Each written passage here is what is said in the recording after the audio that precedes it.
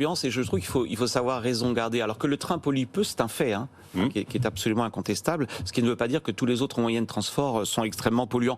Avec mon co-auteur Paul Chiambarretto, on a regardé un peu les études d'experts. Alors ça dépend comment vous mesurez, est-ce que c'est gaz à effet de serre, CO2.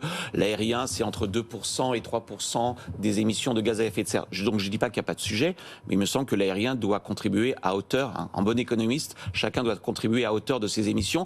Donc de là à faire de l'aérien le bouc émissaire, il y a quand même une marche à mon avis, qu'il est assez hasardeux de franchir. Donc opposer l'aérien au ferroviaire me semble quand même assez exagéré. C'est exactement ce qui se passe. S'il fallait opposer le ferroviaire à quelque chose, ce serait plutôt la voiture individuelle, qui, je vous le rappelle, est responsable en France à peu près de 31% des émissions. Alors les esprits chagrins me diront, oui, mais quand on prend sa voiture, c'est qu'on n'a pas le choix, alors qu'on prend l'avion pour aller se promener, ce qui n'est pas complètement fou. Mais enfin, on est quand même dans des proportions de 1 à 10. Donc il faut savoir raison garder. Oui, le transport aérien doit contribuer à hauteur de ses émissions. Et vous le savez, d'ailleurs, les quotas d'émissions carbone dont était exonéré le transport aérien vont prendre fin, et c'est une bonne chose. Donc premièrement, gardons le sens de la proportion jusqu'à